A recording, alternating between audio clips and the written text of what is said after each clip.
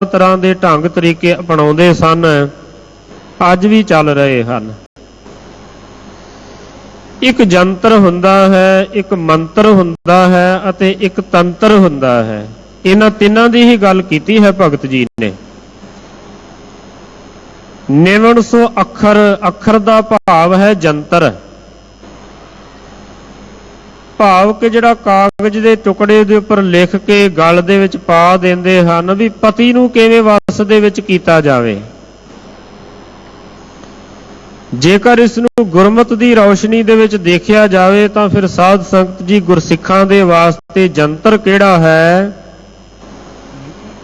ਉਹ ਹੈ ਸਤਿਗੁਰਾਂ ਦੀ ਬਾਣੀ, ਧੰਨ ਸ੍ਰੀ ਗੁਰੂ ਗ੍ਰੰਥ ਸਾਹਿਬ ਜੀ ਮਹਾਰਾਜ। ਜੇਕਰ ਗੁਰਸਿੱਖ ਇਸ ਪਵਿੱਤਰ ਗੁਰਬਾਣੀ ਨੂੰ ਆਪਣੇ ਜੀਵਨ ਦਾ ਆਧਾਰ ਬਣਾ ਲਵੇ ਤਾਂ ਉਸ ਪਰਿਪੂਰਨ ਪਰਮਾਤਮਾ ਵਾਹਿਗੁਰੂ ਜੀ ਦੇ ਨਾਲ ਸਾਂਝ ਬਣ ਜਾਂਦੀ ਹੈ। ਕਿਉਂਕਿ ਬਾਣੀ ਅਰਸ਼ਾਂ ਤੋਂ ਆਈ ਹੈ। ਜਿਹੜੇ ਇਸ ਪਵਿੱਤਰ ਗੁਰਬਾਣੀ ਦੇ ਨਾਲ ਜੁੜਦੇ ਹਨ ਉਹਨਾਂ ਨੂੰ ਵੀ ਅਰਸ਼ਾਂ ਦਾ ਵਾਸੀ ਬਣਾ ਦਿੰਦੀ ਹੈ, ਜਿਉਂਦੇ ਜੀ ਵਾਸੀ ਬਣਾ ਦਿੰਦੀ ਹੈ। ਜਿਵੇਂ ਧੰਨ ਕਲਗੀਧਰ ਪਾਤਸ਼ਾਹ ਮਹਾਰਾਜ ਜੀ ਦੇ ਹਜ਼ੂਰ ਕਿਸੇ ਸਾਧੂ ਨੇ ਕਿਸੇ ਆਕਾਸ਼ ਵਿੱਚ ਰਹਿਣ ਵਾਲੇ ਪੰਛੀ ਦੇ ਖੰਭ ਭੇਟਾ ਕੀਤੇ ਸਨ। ਸਤਿਗੁਰੂ ਪਾਤਸ਼ਾਹ ਮਹਾਰਾਜ ਜੀ ਨੇ ਉਹਨਾਂ ਖੰਭਾਂ ਨੂੰ ਤੀਰਾਂ ਦੇ ਨਾਲ ਲਗਾ ਕੇ ਚਲਾਇਆ। ਗੁਰਸਿੱਖਾਂ ਨੂੰ ਆਖਣ ਲੱਗੇ ਲੱਭ ਕੇ ਲਿਆਓ। ਗੁਰਸਿੱਖਾਂ ਨੇ ਬੜਾ ਲੱਭਣ ਦਾ ਯਤਨ ਕੀਤਾ। ਆਖਣ ਲੱਗੇ ਸਤਿਗੁਰੂ ਜੀ ਨਹੀਂ ਲੱਭਦੇ। ਸਤਿਗੁਰੂ ਜੀ ਆਖਣ ਲੱਗੇ ਇਹ ਖੰਭ ਅਰਸ਼ਾਂ ਦੇ ਪੰਛੀ ਦੇ ਸਨ।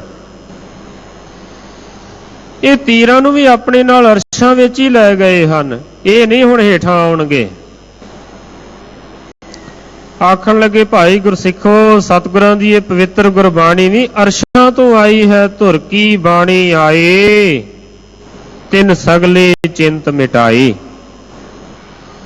ਜਿਹੜੇ ਇਸ ਗੁਰਬਾਣੀ ਦੇ ਨਾਲ ਜੁੜਨਗੇ ਉਹਨਾਂ ਦੀ ਸੁਰਤ ਵੀ ਇੰਨੀ ਉੱਚੀ ਚਲੇ ਜਾਵੇਗੀ, ਇੰਨੀ ਉੱਚੀ ਚਲੇ ਜਾਵੇਗੀ, ਫਿਰ ਸੰਸਾਰ ਦੇ ਵਿੱਚ ਠੋਕਰਾਂ ਨਹੀਂ ਖਾਵੇਗੀ, ਫਿਰ ਕਦੀ ਹੇਠਾਂ ਨਹੀਂ ਆਵੇਗੀ। ਇਹ ਹੈ ਸਾਧ ਸੰਗਤ ਜੀ ਗੁਰਸਿੱਖਾਂ ਦਾ ਅੱਖਰ, ਭਾਵ ਕਿ ਗੁਰਸਿੱਖਾਂ ਦਾ ਇਹ ਜੰਤਰ ਹੈ। ਨਿਵਣ ਸੋ ਅੱਖਰ ਖਾਵਣ ਗੁਣ।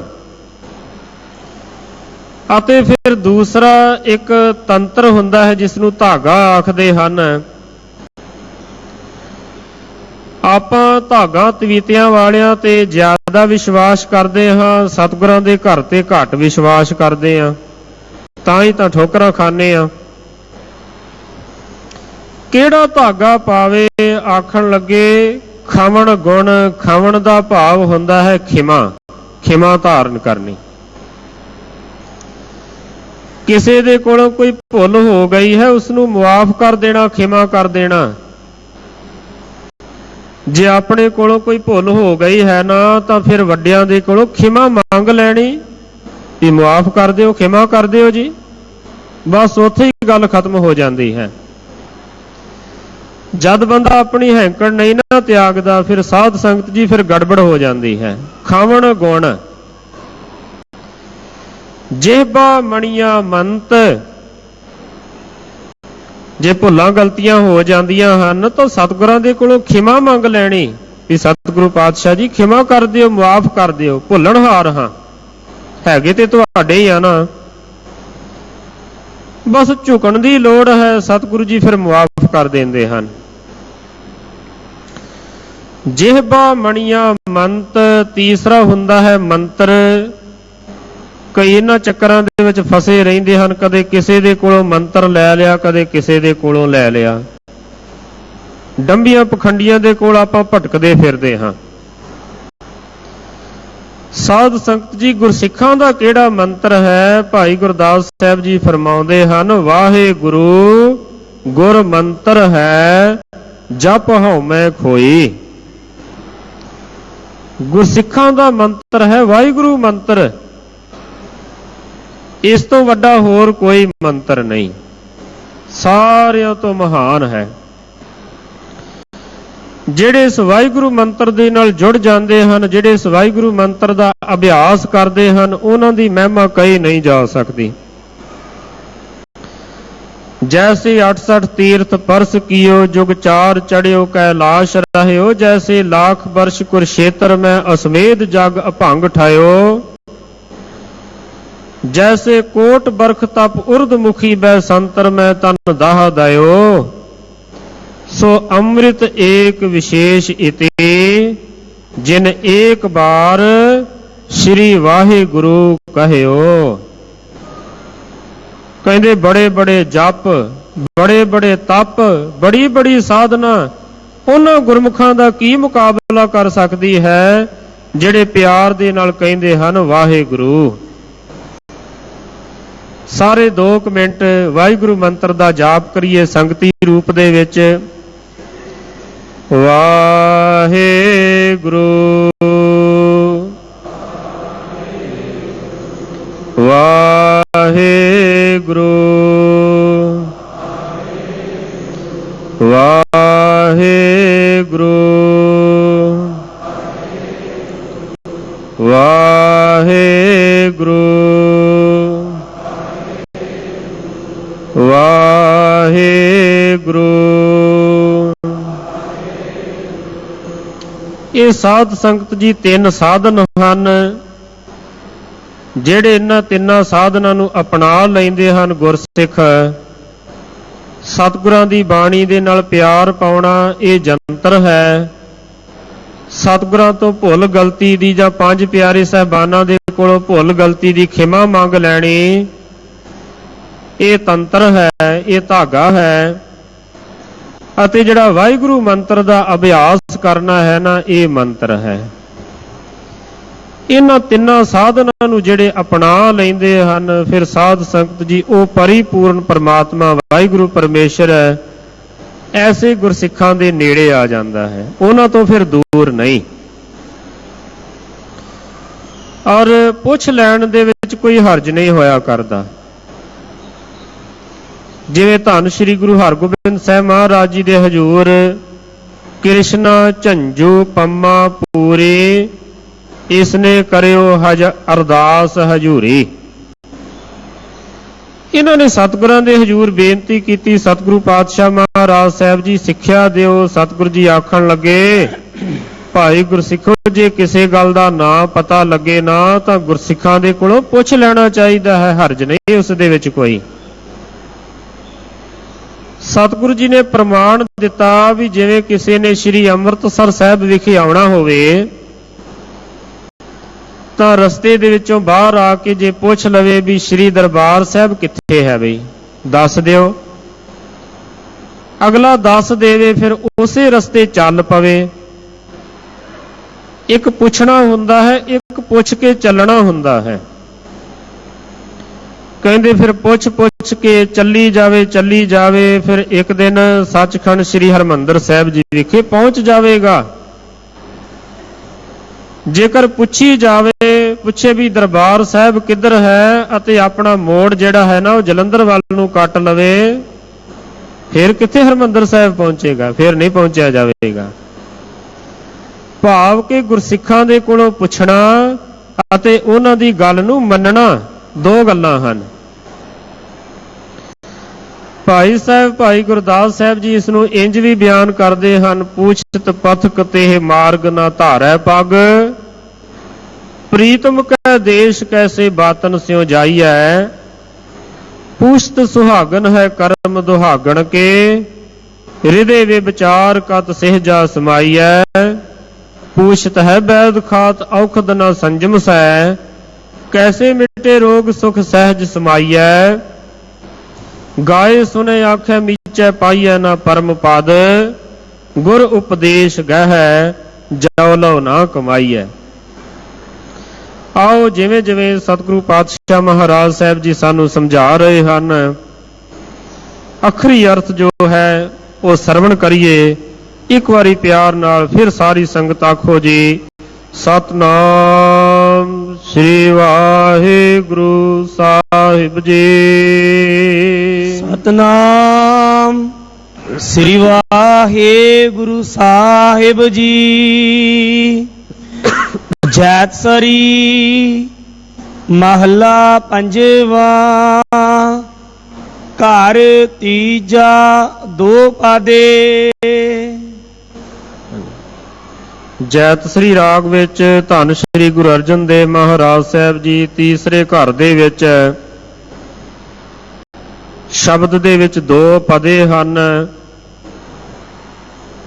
ਦੋ ਹਿੱਸਿਆਂ ਦੇ ਵਿੱਚ ਸਤਿਗੁਰੂ ਪਾਤਸ਼ਾਹ ਮਹਾਰਾਜ ਜੀ ਨੇ ਇਹ ਸ਼ਬਦ ਨੂੰ ਅੰਕਿਤ ਕੀਤਾ ਹੈ। ਇੱਕ ਓੰਕਾਰ ਸਤਿਗੁਰ ਪ੍ਰਸਾਦ। ਆਰੰਭ ਦੇ ਵਿੱਚ ਮੰਗਲ ਕਰਦੇ ਹਨ। ਉਹ ਵਾਹਿਗੁਰੂ ਪਰਮੇਸ਼ਰ ਇੱਕ ਹੈ, ਉਹ ਸਾਰਿਆਂ ਦਾ ਪ੍ਰਕਾਸ਼ਕ ਹੈ, ਪੈਦਾ ਕਰਨ ਵਾਲਾ, ਪਾਲਣਾ ਕਰਨ ਵਾਲਾ, ਲੈਤਾ ਕਰਨ ਵਾਲਾ ਉਹ ਇੱਕ ਹੀ ਹੈ। ਫਿਰ ਸੰਸਾਰ ਦੇ ਵਿੱਚ ਭਾਵੇਂ ਸੂਰਜ ਦੇ ਬਹੁਤ ਸਾਰੇ ਨਾਮ ਹਨ, ਪਰ ਹੈਗਾ ਤਾਂ ਸੂਰਜ ਹੀ ਹੈ ਨਾ। ਇਸੇ ਤਰ੍ਹਾਂ ਕੋਈ ਰਾਮ ਰਾਮ ਕਰਕੇ ਜਪੀ ਜਾਵੇ, ਕੋਈ ਅੱਲਾ ਅੱਲਾ ਕਰਕੇ, ਕੋਈ ਵਾਹਿਗੁਰੂ ਵਾਹਿਗੁਰੂ ਕਰਕੇ, ਹੈਗਾ ਤਾਂ ਇੱਕੋ ਹੀ ਹੈ, ਬਹੁਤੇ ਰੱਬ ਹੈਗੇ ਨਹੀਂ। ਉਹ ਇੱਕ ਹੈ, ਉਹ ਸਾਰਿਆਂ ਦਾ ਪ੍ਰਕਾਸ਼ਕ ਹੈ। ਗੁਰੂ ਦੀ ਕਿਰਪਾ ਦੇ ਨਾਲ ਉਸ ਦੀ ਪ੍ਰਾਪਤੀ ਹੁੰਦੀ ਹੈ।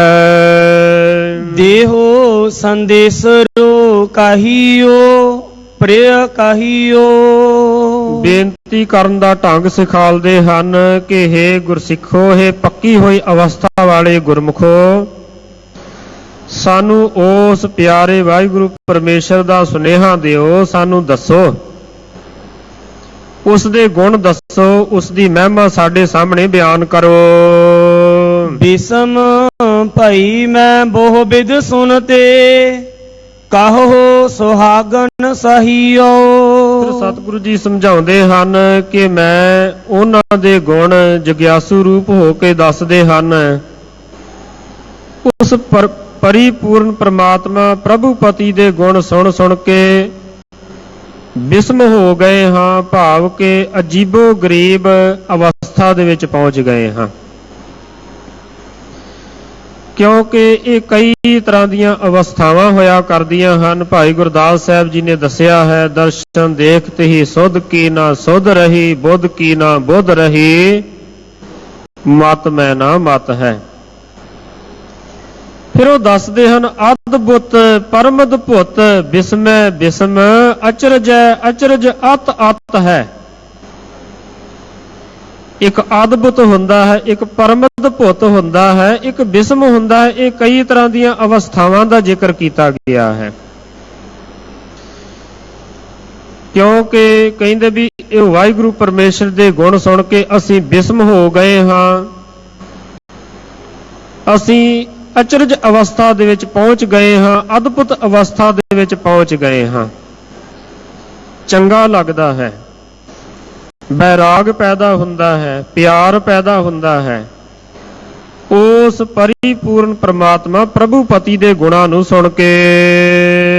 ਰਹਾਉ ਕੋ ਕਹਿ ਤੋ ਸਭ ਬਾਹਰ ਬਾਹਰ, ਕੋ ਕਹਿ ਤੋ ਸਭ ਮਹੀਓ। ਵਿਸ਼ਰਾਮ ਦੇ ਕੇ ਸਮਝਾਉਂਦੇ ਹਨ ਕਿ ਕੋਈ ਉਸ ਵਾਹਿਗੁਰੂ ਪਰਮੇਸ਼ਰ ਨੂੰ ਕਹਿੰਦਾ ਹੈ ਕਿ ਉਹ ਵਾਹਿਗੁਰੂ ਪਰਮੇਸ਼ਰ ਕੇਵਲ ਬਾਹਰ ਹੀ ਹੈ, ਉਹ ਬਾਹਰ ਮੁਖੀ ਹੋਇਆ ਰਹਿੰਦਾ ਹੈ, ਬਾਹਰੋਂ ਭਾਲਣ ਦੀ ਕੋਸ਼ਿਸ਼ ਕਰਦਾ ਹੈ। ਕੋ ਕਹਿ ਤੋ ਸਭ ਮਹੀਓ, ਕਈ ਅੰਤਰਮੁਖ ਹੋ ਜਾਂਦੇ ਹਨ, ਕਹਿੰਦੇ ਵੀ ਉਹ ਵਾਹਿਗੁਰੂ ਪਰਮੇਸ਼ਰ ਅੰਦਰ ਹੀ ਹੈ। ਇਤਿਹਾਸ ਦੇ ਵਿੱਚ ਜ਼ਿਕਰ ਆਉਂਦਾ ਹੈ, ਧੰਨ ਸ੍ਰੀ ਗੁਰੂ ਨਾਨਕ ਦੇਵ ਮਹਾਰਾਜ ਸਾਹਿਬ ਜੀ ਜਦ ਦੱਤਾਤਰੇय ਦੇ ਕੋਲ ਜਾਂਦੇ ਹਨ, ਉਹ ਆਪਣੀਆਂ ਅੱਖਾਂ ਬੰਦ ਕਰਕੇ ਐਨ ਸਮਾਧੀ ਦੇ ਵਿੱਚ ਬੈਠਾ ਹੋਇਆ ਸੀ। ਸਤਿਗੁਰੂ ਜੀ ਲਾਗੇ ਜਾ ਕੇ ਬੈਠ ਗਏ, ਉਹ ਅੱਖਾਂ ਹੀ ਨਹੀਂ ਖੋਲ ਰਿਹਾ ਸੀ। ਸਤਿਗੁਰੂ ਜੀ ਆਖਣ ਲੱਗੇ ਵੀ ਮਹਾਂਪੁਰਸ਼ੋ ਆਪਣੇ ਨੇਤਰ ਖੋਲੋ, ਅੱਖਾਂ ਖੋਲੋ। ਆਖਣ ਲੱਗਾ ਕਿ ਸਤਿਗੁਰੂ ਪਾਤਸ਼ਾਹ ਜੀ ਮਸਾਂ ਮਸਾਂ ਬਿਰਤੀ ਅੰਤਰਮੁਖ ਹੋਈ ਹੈ, ਹੁਣ ਅੰਦਰ ਰਸ ਬਣਿਆ ਹੈ, ਹੁਣ ਮੈਂ ਅੱਖਾਂ ਨਹੀਂ ਖੋਲਣੀਆਂ ਚਾਹੁੰਦਾ। ਉਸ ਦੀ ਉਨੀ ਕੁ ਅਵਸਥਾ ਸੀ, ਇਸ ਤੋਂ ਜ਼ਿਆਦਾ ਨਹੀਂ। ਸਤਿਗੁਰੂ ਜੀ ਆਖਣ ਲੱਗੇ ਤੁਸੀਂ ਅੱਖਾਂ ਖੋਲ ਦਿਓ, ਤੁਹਾਡੇ ਰਸ ਨੂੰ ਅਸੀਂ ਖਰਾਬ ਨਹੀਂ ਹੋਣ ਦਿਆਂਗੇ। ਅੱਖਾਂ ਖੋਲ ਕੇ ਵੀ ਤੁਹਾਡਾ ਰਸ ਓਨਾ ਹੀ ਬਣਿਆ ਰਹੇਗਾ ਜਿੰਨਾ ਬੰਦ ਕਰਕੇ ਬਣਿਆ ਹੋਇਆ ਹੈ।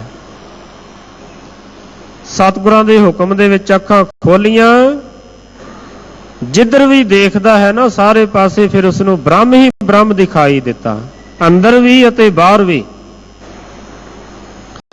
ਬਿਸਮ ਪੇਖੈ ਬਿਸਮ ਸੁਣੀਐ ਬਿਸਮਾਦ ਨਦਰੀ ਆਇਆ, ਏਕਲ ਮਾਟੀ ਕੁੰਜਰ ਚੀਟੀ ਭਾਂਜਨ ਹੈ ਬਹੁ ਨਾਨਾ ਰੇ ਸਥਾਵਰ ਜੰਗਮ ਕੀਟ ਪਤੰਗਮ, ਘਟ ਘਟ ਰਾਮ ਸਮਾਨਾ ਰੇ ਸਭੈ ਘਟ ਰਾਮ ਬੋਲੇ, ਰਾਮਾ ਬੋਲੇ ਰਾਮ ਬਿਨਾ ਕੋ ਬੋਲੇ ਰੇ। ਫਿਰ ਇਸ ਤਰ੍ਹਾਂ ਦੀ ਅਵਸਥਾ ਬਣ ਗਈ। ਜਿੱਧਰ ਵੀ ਦੇਖਦਾ ਹੈ ਨਾ ਉਸ ਪ੍ਰਮਾਤਮਾ ਦਾ ਫਿਰ ਨੂਰ ਹੀ ਨੂਰ ਦਿਖਾਈ ਦਿੰਦਾ ਹੈ। ਫਿਰ ਟੁੱਟੀ ਨਹੀਂ ਅਵਸਥਾ, ਫਿਰ ਖਿੰਡੇ ਨਹੀਂ। ਕਈ ਅਭਿਆਸੀ ਬਾਹਰੋਂ ਖੋਜ ਕਰਦੇ ਰਹਿੰਦੇ ਹਨ ਅਤੇ ਬਾਹਰੋਂ ਉਸ ਵਾਹਿਗੁਰੂ ਪਰਮੇਸ਼ਰ ਦੀ ਝਲਕ ਨੂੰ ਦੇਖਣ ਦੀ ਨਿਮਾਣੀ ਕੋਸ਼ਿਸ਼ ਕਰਦੇ ਹਨ। ਕਈ ਅੰਤਰਮੁਖ ਹੋ ਜਾਂਦੇ ਹਨ, ਫਿਰ ਲੰਬਾ ਸਮਾਂ ਬੈਠੇ ਰਹਿੰਦੇ ਹਨ। ਪਰ ਜਿਹੜੇ ਪੁੱਗ ਜਾਂਦੇ ਹਨ, ਭਾਵੇਂ ਅੱਖਾਂ ਬੰਦ ਕਰ ਲੈਣ ਭਾਵੇਂ ਅੱਖਾਂ ਖੋਲ ਲੈਣ, ਉਹਨਾਂ ਨੂੰ ਕੋਈ ਫਰਕ ਨਹੀਂ ਪੈਂਦਾ। ਇਸ ਤਰ੍ਹਾਂ ਸਤਿਗੁਰੂ ਪਾਤਸ਼ਾਹ ਜੀ ਨੇ ਨਿਹਾਲ ਕੀਤਾ। ਸਤਿਗੁਰੂ ਜੀ ਕਹਿੰਦੇ ਕੋਈ ਆਖਦਾ ਹੈ ਵੀ ਕੇਵਲ ਅੰਦਰ ਹੀ ਹੈ, ਕੋਈ ਆਖਦਾ ਹੈ ਕਿ ਕੇਵਲ ਉਹ ਵਾਹਿਗੁਰੂ ਪਰਮੇਸ਼ਰ ਬਾਹਰ ਹੀ ਹੈ। ਵਰਨ ਨਾ ਦੀਸੈ ਚਿਹਨ ਨਾ ਲਖੀਐ, ਸੁਹਾਗਨ ਸਾਤ ਬੁਝਹੀਓ। ਕਹਿੰਦੇ ਵਰਨ ਉਸ ਵਾਹਿਗੁਰੂ ਪਰਮੇਸ਼ਰ ਦਾ ਕੋਈ ਵਰਨ ਨਹੀਂ, ਕੋਈ ਚੇਨ ਚੱਕਰ ਨਹੀਂ। ਉਸ ਵਾਹਿਗੁਰੂ ਪਰਮੇਸ਼ਰ ਦੀ ਕਿਵੇਂ ਨੇੜਤਾ ਪ੍ਰਾਪਤ ਕੀਤੀ ਜਾ ਸਕੇ? ਹੇ ਸੁਹਾਗਣੋ ਤੁਸੀਂ ਦੱਸੋ। ਜਿਵੇਂ ਸੋਰਠ ਰਾਗ ਦੇ ਵਿੱਚ ਇੱਕ ਸ਼ਬਦ ਆਉਂਦਾ ਹੈ, ਏਕ ਪਿਤਾ ਏਕ ਸਕੇ ਹਮ ਬਾਰਕ ਤੂੰ ਮੇਰਾ ਗੁਰਹਾਈ, ਉਥੇ ਵੀ ਇਹੀ ਸਿਲਸਿਲਾ ਦੱਸਿਆ ਗਿਆ ਹੈ। ਇੱਕ ਜਗਿਆਸੂ ਦੂਸਰੇ ਗੁਰਮੁਖ ਦੇ ਕੋਲੋਂ ਪੁੱਛਦਾ ਹੈ ਵੀ ਕਿਵੇਂ ਵਾਹਿਗੁਰੂ ਜੀ ਦੀ ਪ੍ਰਸੰਨਤਾ ਮਿਲੇ। ਅੱਗੋਂ ਫਿਰ ਉਹ ਦੱਸਦਾ ਹੈ, ਮਾਨ ਨਾ ਕੀਜੈ ਸ਼ਰਨ ਭਰੀਜੈ, ਕਰੇ ਸੋ ਭਲਾ ਮਨਾਈਐ, ਸੁਣ ਮੀਤਾ ਜੀਉ ਪਿੰਡ ਸਭ ਤਨ ਅਰਪੀਜੈ, ਇਉਂ ਦਰਸ਼ਨ ਹਰ ਜੀਉ ਪਾਈਐ। ਕਹਿੰਦੇ ਪਹਿਲੀ ਗੱਲ ਤਾਂ ਮਾਣ ਤਿਆਗਣਾ ਚਾਹੀਦਾ ਹੈ। ਕਈ ਤਰ੍ਹਾਂ ਦਾ ਬੰਦੇ ਨੂੰ ਮਾਣ ਚੰਬੜਿਆ ਰਹਿੰਦਾ ਹੈ। ਰੂਪ ਦਾ ਮਾਣ, ਧਨ ਦਾ ਮਾਣ, ਪ੍ਰਭਤਾ ਦਾ ਮਾਣ, ਕੱਪੜਿਆਂ ਦਾ ਮਾਣ, ਕਈ ਤਰ੍ਹਾਂ ਦਾ ਮਾਣ। ਕਹਿੰਦੇ ਛੱਡੋ ਇਸ ਨੂੰ, ਸ਼ਰਨ ਭਰੀਜੈ, ਸ਼ਰਨ ਦੇ ਵਿੱਚ ਪਾਓ। ਜਾਏ ਪੁੱਛੋ ਸੁਹਾਗਣੀ ਤੁਸੀਂ ਰਾਵਿਆ ਕਿੰਨੀ ਗੁਣੀ, ਸਹਿਜ ਸੰਤੋਖ ਸਿੰਗਾਰੀਆ ਮਿੱਠਾ ਬੋਲਣੀ। ਇਹ ਗੁਣ ਦੱਸੇ ਗਏ ਹਨ। ਇੱਥੇ ਵੀ ਸਤਿਗੁਰੂ ਪਾਤਸ਼ਾਹ ਮਹਾਰਾਜ ਸਾਹਿਬ ਜੀ ਇੱਕ ਗੁਰਮੁਖ ਦੇ ਕੋਲੋਂ ਪੁੱਛਣ ਦੀ ਜਾਂਚ ਦੱਸ ਰਹੇ ਹਨ ਵੀ ਇੰਜ ਪੁੱਛਣਾ ਚਾਹੀਦਾ ਹੈ ਵੀ ਤੁਸੀਂ ਦੱਸੋ ਉਸ ਵਾਹਿਗੁਰੂ ਪਰਮੇਸ਼ਰ ਦੀ ਕਿਵੇਂ ਪ੍ਰਸੰਨਤਾ ਪ੍ਰਾਪਤ ਕੀਤੀ ਜਾ ਸਕਦੀ ਹੈ। ਸਰਬ ਨਿਵਾਸੀ ਘਟ ਘਟ ਵਾਸੀ, ਲੇਪ ਨਹੀਂ ਅਲਪਹੀਓ। ਸਮਝਾਉਂਦੇ ਹਨ, ਕਹਿੰਦੇ ਉਹ ਵਾਹਿਗੁਰੂ ਪਰਮੇਸ਼ਰ ਦਾ ਸਾਰੇ ਪਾਸੇ ਵਾਸਾ ਹੈ, ਵਿਆਪਕ ਹੈ ਵਾਹਿਗੁਰੂ ਪਰਮੇਸ਼ਰ। ਜਲ ਥਲ ਮਹੀਲ ਪੂਰਿਆ ਸੁਆਮੀ ਸਿਰਜਣਹਾਰ, ਅਨਕ ਭਾਂਤ ਹੋਏ ਪਸਰਿਆ ਨਾਨਕ ਏਕ ਓੰਕਾਰ। ਹੁਣ ਕਈ ਇਸ ਦਾ ਗਲਤ ਮਤਲਬ ਵੀ ਕੱਢ ਲੈਂਦੇ ਹਨ ਵੀ ਜੋ ਕੁਝ ਮਰਜ਼ੀ ਕਰੀ ਚੱਲੋ, ਮਾੜੇ ਕਰਮ ਕਰੀ ਚੱਲੋ, ਸਾਡੇ ਅੰਦਰ ਵੀ ਤਾਂ ਰੱਬ ਹੈ, ਸਾਡੇ ਅੰਦਰ ਵੀ ਪ੍ਰਮਾਤਮਾ ਹੈ। ਸਤਿਗੁਰੂ ਜੀ ਕਹਿੰਦੇ ਲੇਪ ਨਹੀਂ ਅਲਪਈਓ, ਹੈਗਾ ਤਾਂ ਹੈ ਪਰ ਉਹ ਲਿਪਾਏ ਮਾਨ ਨਹੀਂ, ਨਿਰਲੇਪ ਹੈ। ਜਿਵੇਂ ਸੂਰਜ ਦੀ ਕਿਰਨ ਗੰਦਗੀ ਦੇ ਢੇਰ ਤੇ ਪਵੇ ਤਾਂ ਸੂਰਜ ਗੰਦਾ ਨਹੀਂ ਹੋ ਜਾਂਦਾ, ਇਸੇ ਤਰ੍ਹਾਂ ਸਾਧ ਸੰਗਤ ਜੀ ਉਹ ਵਾਹਿਗੁਰੂ ਪਰਮੇਸ਼ਰ ਹੈਗਾ ਤਾਂ ਸਾਰਿਆਂ ਦੇ ਅੰਦਰ ਹੈ ਪਰ ਮੈਲਾ ਨਹੀਂ ਹੁੰਦਾ, ਗੰਦਾ ਨਹੀਂ ਹੁੰਦਾ। ਮਨੁੱਖ ਨੂੰ ਸੁਤੰਤਰਤਾ ਦਿੱਤੀ ਹੈ ਵੀ ਭਾਵੇਂ ਤੂੰ ਚੰਗੇ ਪਾਸੇ ਨੂੰ ਤੁਰ ਪਾ ਭਾਵੇਂ ਮਾੜੇ ਪਾਸੇ ਨੂੰ, ਹੈਗਾ ਉਹ ਸਾਰਿਆਂ ਦੇ ਵਿੱਚ ਹੀ ਹੈ।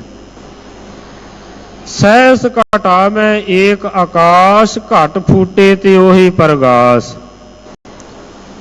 ਜਿਵੇਂ ਹਜ਼ਾਰਾਂ ਘੜਿਆਂ ਦੇ ਵਿੱਚ ਇੱਕੋ ਹੀ ਆਕਾਸ਼ ਦਾ ਅਕਸ਼ ਹੁੰਦਾ ਹੈ, ਇਸੇ ਤਰ੍ਹਾਂ ਹਜ਼ਾਰਾਂ ਸਰੀਰਾਂ ਦੇ ਵਿੱਚ ਉਸ ਵਾਹਿਗੁਰੂ ਪਰਮੇਸ਼ਰ ਦਾ ਵਾਸਾ ਹੈ। ਨਾਨਕ ਕਹਿਤ ਸੁਨਹੁ ਰੇ ਲੋਗਾ, ਸੰਤ ਰਸਨ ਕੋ ਬਸਹੀਓ। ਅੰਤਲੀ ਪੰਕਤੀ ਦੇ ਵਿੱਚ ਸਤਿਗੁਰੂ ਪਾਤਸ਼ਾਹ ਜੀ ਸਮਝਾਉਂਦੇ ਹਨ ਕਿ ਇਸ ਸੰਸਾਰ ਦੇ ਲੋਗੋ, ਜਿੱਥੇ ਉਹ ਵਾਹਿਗੁਰੂ ਪਰਮੇਸ਼ਰ ਦੇ ਬਹੁਤ ਸਾਰੇ ਟਿਕਾਣੇ ਹਨ। ਨਿਰਗੁਣ ਆਪ ਸਰਗੁਣ ਪੀਓਹੀ, ਕਲਾ ਧਾਰ ਜਿਨ ਸਗਲੀ ਮੋਹੀ। ਰੋਮ ਰੋਮ ਦੇ ਵਿੱਚ ਪਰਮਾਤਮਾ ਹੈ, ਕਣ ਕਣ ਦੇ ਵਿੱਚ ਪਰਮਾਤਮਾ ਹੈ, ਜਲ ਦੇ ਵਿੱਚ ਪਰਮਾਤਮਾ ਹੈ, ਥਲ ਦੇ ਵਿੱਚ ਪਰਮਾਤਮਾ ਹੈ। ਕੋਈ ਜਗ੍ਹਾ ਐਸੀ ਨਹੀਂ ਜਿੱਥੇ ਪਰਮਾਤਮਾ ਨਹੀਂ।